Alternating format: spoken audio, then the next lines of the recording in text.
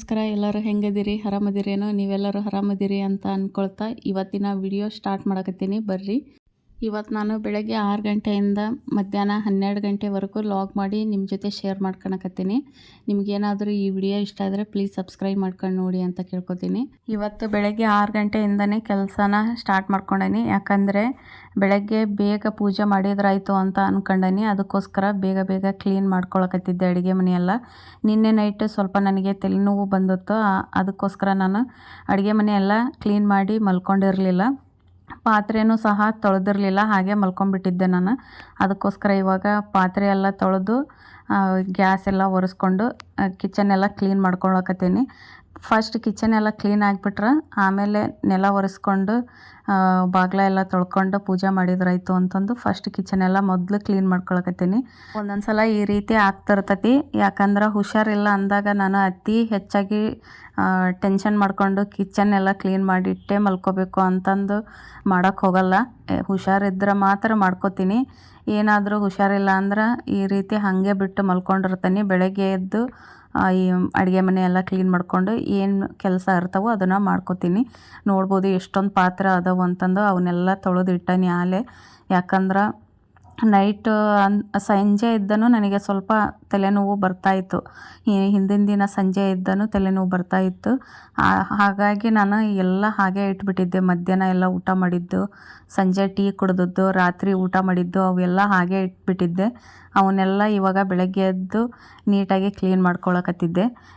ಒಂದೊಂದು ಸಲ ಹಿಂಗೆ ಆಕತ್ತೆ ನೋಡ್ರಿ. ನಂಗೆ ಹುಷಾರಿಲ್ಲಪ್ಪ ಅಂದರೆ ಈ ಥರ ಎಲ್ಲ ಪಾತ್ರೆ ಸ್ಟಾಕ್ ಆಗಿಬಿಡ್ತಾವೆ. ಇದನ್ನೆಲ್ಲ ಕ್ಲೀನ್ ಮಾಡೋ ಅಷ್ಟೊತ್ತಿಗೆ ಸಾಕಾಗಿ ಹೋಗ್ಬಿಡ್ತೈತಿ. ಹಂಗೆ ಆಗ್ತಿರ್ತೈತಿ ಒಂದೊಂದು ಸಲ ನನಗೆ. ಹಾಗೆ ಇವತ್ತು ತಿಂಡಿ ಏನು ಮಾಡೋಣ ಅಂತಂದು ಯೋಚನೆ ಮಾಡ್ತಾ ಕೆಲಸ ಮಾಡೋಕತ್ತಿದ್ದೆ. ಆವಾಗ ಒಂದು ತಲೆಗೆ ಹೊಳಿತು. ಏನಪ್ಪ ಅಂದರೆ ಏನಾದರೂ ಸ್ವಲ್ಪ ಡಿಫ್ರೆಂಟಾಗಿ ಸ್ಪೆಷಲಾಗಿ ಮಾಡಿದ್ರತ್ತು ಇವತ್ತು ತಿಂಡಿನ. ಯಾವಾಗಲೂ ಒಂದೇ ಥರ ಮಾಡಿದರೆ ಬೇಜಾರಾಗ್ತೈತಿ ಹುಡುಗರಿಗೆ, ನಮ್ಮ ಮನೆಯವ್ರಿಗೆ ತಿನ್ನೋಕೆ ಅಂದು ಉಪ್ಪಿಟ್ಟು ಮಾಡಿದ್ರಾಯ್ತು. ಆದ್ರೆ ಸ್ವಲ್ಪ ಸ್ಪೆಷಲಾಗಿ ಮಾಡಿದ್ರಾಯ್ತು ಅಂದರು. ತರಕಾರಿ ಎಲ್ಲ ಹಾಕಿ ನಾನು ಉಪ್ಪಿಟ್ಟು ಮಾಡ್ಕೊಳಕತ್ತಿದ್ದೆ. ನಾನು ಯಾವ ಥರ ಉಪ್ಪಿಟ್ಟು ಇವತ್ತು ಮಾಡ್ತೀನಿ ಅಂತಂದು ತೋರಿಸ್ಕೊಡ್ತೀನಿ ಮುಂದೆ. ನೋಡಿ, ಇಷ್ಟ ಆದರೆ ನೀವು ಒಂದು ಸಲ ಟ್ರೈ ಮಾಡಿ. ಚೆನ್ನಾಗಾಗಿತ್ತು ಉಪ್ಪಿಟ್ಟು. ಎಲ್ಲ ನನ್ನ ಮಕ್ಕಳು, ನಮ್ಮ ಮನೆಯವರು ಎಲ್ಲರೂ ತಿಂದರು. ಚೆನ್ನಾಗಾಗಿತ್ತು ಅಂತ ಅಂದರು. ನೀವು ಒಂದು ಸಲ ಟ್ರೈ ಮಾಡಿ. ಯಾವ ಥರ ಮಾಡೋದು ಅಂತ ನೆಕ್ಸ್ಟ್ ಹೇಳ್ಕೊಡ್ತೀನಿ ನಾನು.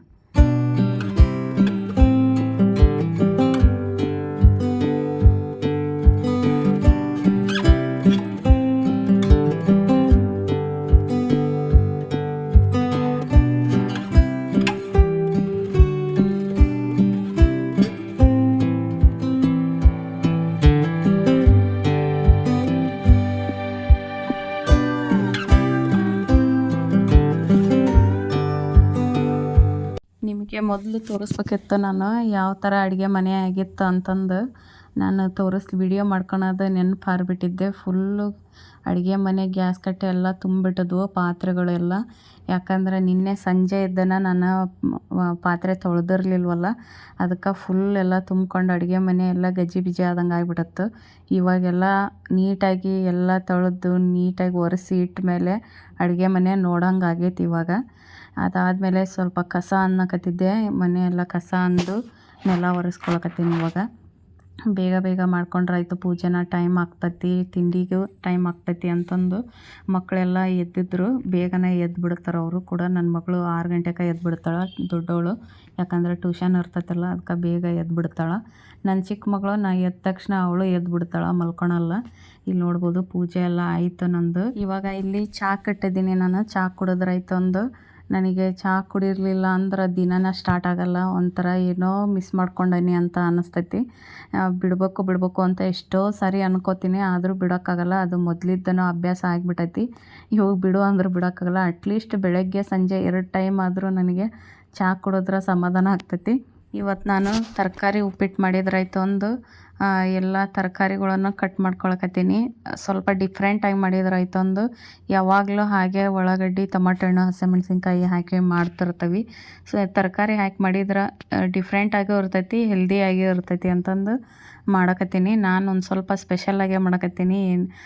ಶುಂಠಿ ಬೆಳ್ಳುಳ್ಳಿ ಪೇಸ್ಟ್ ಎಲ್ಲ ಹಾಕಿ ಗರಂ ಮಸಾಲ ಹಾಕಿ ಮಾಡಕತ್ತೀನಿ. ಟೇಸ್ಟು ಕೂಡ ಒಂದು ಸ್ವಲ್ಪ ಡಿಫ್ರೆಂಟಾಗಿರ್ತೈತಿ, ತಿನ್ನೋಕೆ ಟೇಸ್ಟಾಗಿರ್ತೈತಿ. ಒಂದು ಸಲ ನೀವು ಟ್ರೈ ಮಾಡಿ ನನಗೆ ಕಮೆಂಟ್ಸ್ ಬಾಕ್ಸಲ್ಲಿ ಹೇಳಿ ಹೇಗೆ ಬಂತು ಅಂತಂದು.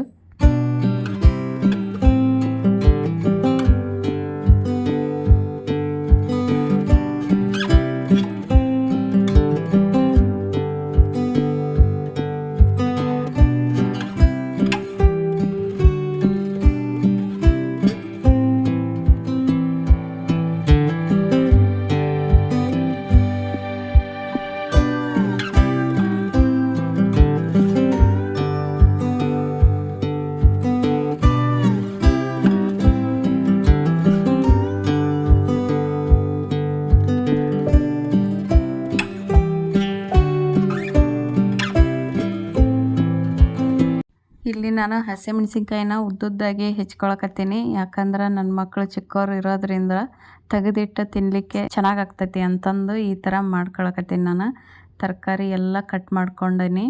ಸ್ವಲ್ಪ ಇದಕ್ಕೆ ಬಟಾಣಿ ಬೇಕಾಗ್ತೈತಿ, ಹಸಿ ಬಟಾಣಿ ಇಲ್ಲ, ಅದಕ್ಕೆ ಒಣ ಬಟಾಣಿನ ನೆನೆಸಿ ತೊಗೊಂಡಿದ್ದೀನಿ ಇಲ್ಲಿ.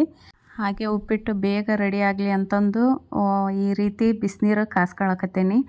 ಅಳತೆ ಎಷ್ಟು ಬೇಕಾಗ್ತೈತಿ ನೋಡಿಕೊಂಡು ಕಾಸ್ಕೋಬೇಕು ಬಿಸಿನೀರು. 1 ಗ್ಲಾಸ್ ರವೆ ತೊಗೊಂಡ್ರಪ್ಪ ಅಂದ್ರೆ 2 ಗ್ಲಾಸು ಅಥವಾ 2.5 ಗ್ಲಾಸ್ ಅಷ್ಟು ನೀರನ್ನು ಈ ಥರ ಬಿಸಿ ಮಾಡ್ಕೊಳ್ಳಿ.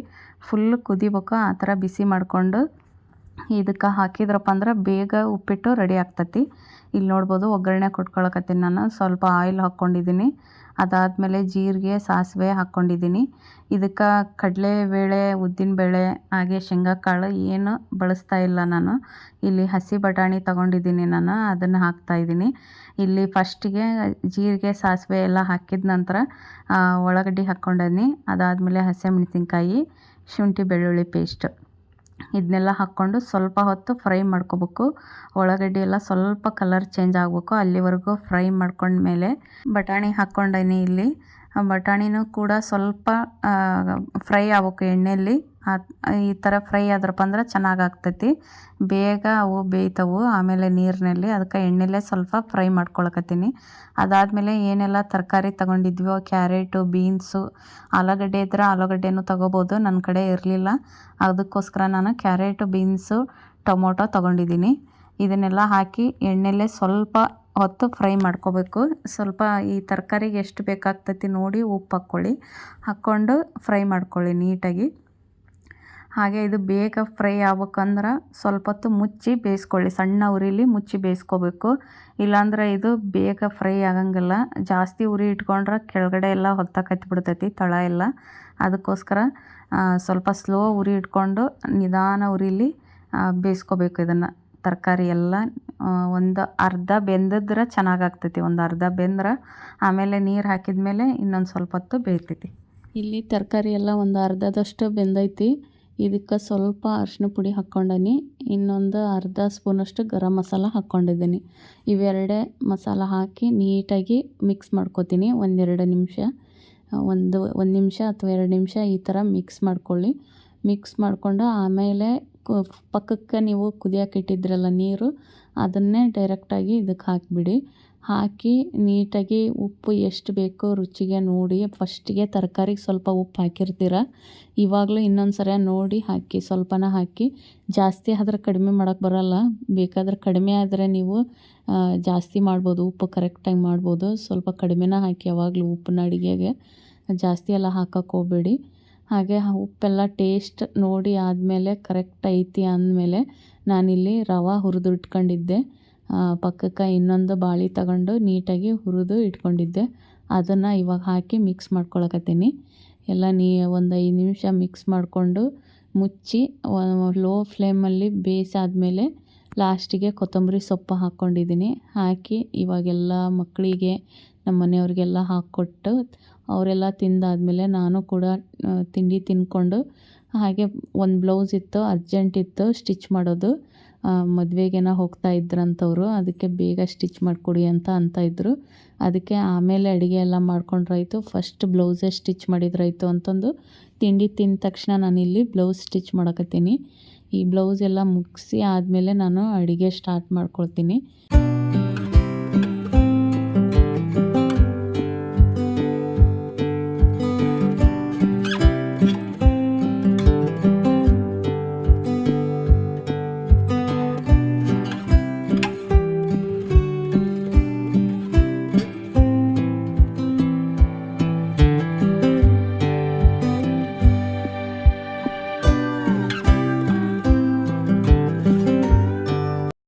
ಇಲ್ಲಿ ನೋಡ್ಬೋದು ನೀವು ಬ್ಲೌಸ್ ಎಲ್ಲ ಸ್ಟಿಚ್ ಮಾಡಿದ್ದೀನಿ. ಇವಾಗ ಬೇಗ ಅವರು ಮದುವೆಗೆಲ್ಲ ಹೋಗಬೇಕು ಅಂತ ಇದ್ದರು, ಅದಕ್ಕೆ ಬೇಗನೆ ಬ್ಲೌಸ್ ಸ್ಟಿಚ್ ಮಾಡಿದೆ ನಾನು.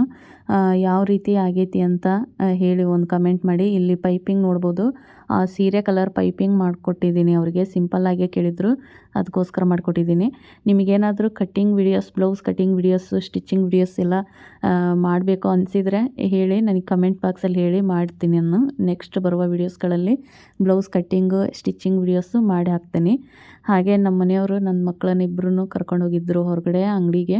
ಐಸ್ ಕ್ರೀಮು ಏನೇನೋ ತಿಂಡಿ ತೊಗೊಂಡು ಬರೋಕ್ಕೆ ಹೋಗಿದ್ದರು ಅವರು. ಹಾಗೆ ಅಲ್ಲಿ ನನ್ನ ದೊಡ್ಡ ಮಗಳು ಫೋನ್ ತೊಗೊಂಡೋಗಿ ವಿಡಿಯೋ ಮಾಡ್ಕೊಂಡು ಬಂದಾಳ ಅಂಗಡಿದು. ಅದನ್ನೇ ಇಲ್ಲಿ ತೋರಿಸ್ತಾ ಇದ್ದೆ ನಾನು. ಅವರು ಹೋಗಿ ಬಂದ ತಕ್ಷಣ ಮಳೆ ಸ್ಟಾರ್ಟ್ ಆಗಿಬಿಡ್ತು. ಫುಲ್ಲು ಜೋರಾಗಿ ಗಾಳಿ ಬೀಸ್ತಾ ಫುಲ್ ಮಳೆ ಸ್ಟಾರ್ಟ್ ಆಗಿಬಿಟ್ಟೈತಿ. ಈಗ 4 ದಿನ ಏನೋ 5 ದಿನ ಆಯಿತು. ಇಲ್ಲಂತೂ ನಮ್ಮೂರ ಕಡೆ ಅಂತೂ ಮಳೆ ಜಾಸ್ತಿ ಅಂದ್ರೆ ಜಾಸ್ತಿ ಐತಿ. ಈ ಮಳೆ ಟೈಮಲ್ಲಿ ನನಗೆ ಜಾಸ್ತಿ ನೆನಪಾಗೋದಂದ್ರೆ ಈ ಕಡಲೆಕಾಳು ಇರ್ತಾವಲ್ರಿ ಈ ಥರ. ಆ ಕಡಲೆಕಾಳನ್ನು ಹುರ್ಕೊಂಡು ಅದಕ್ಕೆ ಉಪ್ಪು ನೀರು ಹಾಕಿ ಹುರಿದು ತಿಂತಾ ಇರ್ತೀವಿ. ಯಾಕಂದ್ರೆ ನಾವು ಚಿಕ್ಕವರಿದ್ದಾಗ ನಮ್ಮಮ್ಮರು ಇದೇ ಥರ ಮಾಡಿಕೊಡ್ತಾಯಿದ್ರು ನಮಗೆ. ಮಳೆ ಸ್ಟಾರ್ಟ್ ಆದಾಗೆಲ್ಲ ಕಡಲೆಕಾಳು ಹುರಿದು ಇದಕ್ಕೆ ಸ್ವಲ್ಪ ಉಪ್ಪು ನೀರು ಈ ಥರ ಒಂದು ಅರ್ಧ ಗ್ಲಾಸಿಗೆ ಉಪ್ಪು ಹಾಕಿ ಕರಗಿಸಿ ಅದನ್ನು ಈ ಕಡಲೆಕಾಳು ಒಂದು 3/4 ಭಾಗದಷ್ಟು ಹುರಿದಾದ್ಮೇಲೆ ಆ ನೀರನ್ನ ಹಾಕಿ ನೀಟಾಗಿ ಸಣ್ಣ ಉರಿ ಇಟ್ಕೊಂಡು ಮಿಕ್ಸ್ ಮಾಡಿ ಕೊಡ್ತಿದ್ರು. ಬಹಳ ಚೆನ್ನಾಗಾಗ್ತೈತಿ ಇದು ತಿನ್ನಲಿಕ್ಕೆ. ಈ ಥರ ಮಳೆ ಬರ್ತಾ ಇದ್ದಾಗ ತಿನ್ನೋಕೆ ಚೆನ್ನಾಗಾಗ್ತೈತಿ. ನಾವು ಚಿಕ್ಕವರಿದ್ದಾಗ ಜಾಸ್ತಿ ತಿಂತಾಯಿದ್ವಿ. ಇವಾಗಲೇ ಇನ್ನೂ ಕಡಿಮೆ ಮಾಡಿದ್ದೀನಿ ಈ ಥರ ಎಲ್ಲ ಮಾಡ್ಕೊಂಡು ತಿನ್ನೋದು ನಾನು. ಯಾರೆಲ್ಲ ಹಲ್ಲು ಗಟ್ಟಿ ಇರ್ತಾವೆ ನೋಡ್ರಿ ಅವ್ರು ಮಾಡ್ಕೊಂಡು ತಿನ್ನಿರಿ ಇದನ್ನು. ಯಾಕಂದ್ರೆ ಗಟ್ಟಿ ಇರ್ತೈತಿ, ಕಡಿಯೋಕ್ಕೆ ಆಗಲ್ಲ ಬೇಗ.